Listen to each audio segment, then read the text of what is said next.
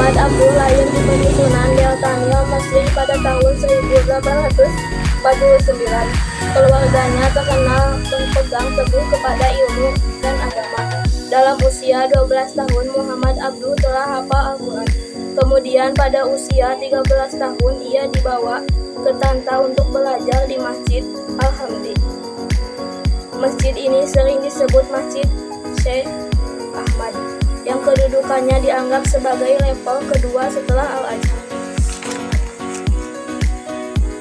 Di masjid ini Muhammad Abduh menghafal dan belajar Al-Quran selama 2 tahun.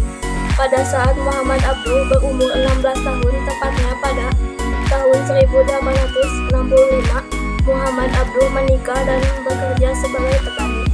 Namun hal itu hanya berlangsung selama 40 hari, karena kemudian pergi ke Tanta untuk belajar kembali.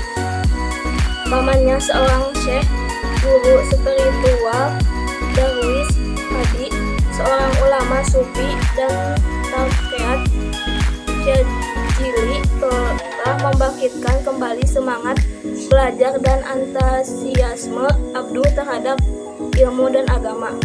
Syekh ini mengajarkan kepadanya disiplin, etika, dan moral, serta praktek kejuhudan takatnya.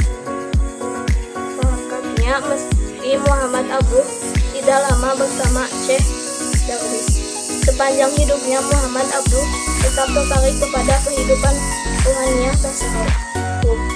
Namun kemudian dia jadi kritis terhadap banyak bentuk lahiriah dan ajaran tasawuf, dan karena kemudian dia memasuki kehidupan Jamaluddin Al-Afghani yang karismatis itu. Tahun 1866,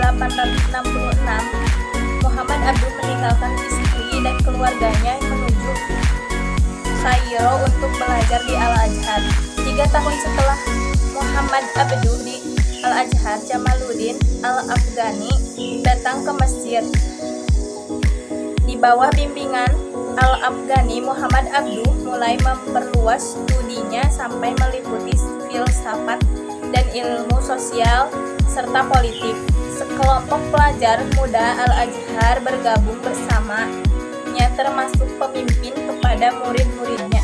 Ini untuk menghadapi intervensi Eropa di negara mereka. Pentingnya melihat umat Islam sebagai umat yang satu. Muhammad Abduh meninggal pada tanggal 11 Juli 1905. Banyaknya orang yang memberikan hormat di Kairo dan Alexandria membuktikan betapa besar penghormatan orang kepada dirinya. Meskipun Muhammad Abduh mendapat serangan sengit karena pandangan dan tindakannya yang reformatif, terasa ada pengakuan bahwa Mesir Pemikiran Muhammad Abduh, pendidikan agama harus menjadi inti semua mata pelajaran. Pendidikan harus mengintegrasikan ilmu umum dan ilmu agama. Pendidikan harus mengangkat aspek kognitif, efektif, dan psikomotif. Metode pembelajaran harus relevan dengan perkembangan ilmu pengetahuan umum. Al-Quran sebagai sumber syariat, memerangi sakit, berpegang kuat pada akal dalam memahami ayat-ayat Al-Quran, membebaskan umat Islam dari akidah kaum syariah. Akal adalah hikmah dari Allah dan harus selaras dengan agama. Kehendak Tuhan tidak bersifat mutlak. Politik, kekuasaan negara harus dibatasi oleh peraturan agama yang bersama. Setiap masyarakat seharusnya diizinkan untuk memilih bentuk pemerintah yang tetap. sekian dari kami.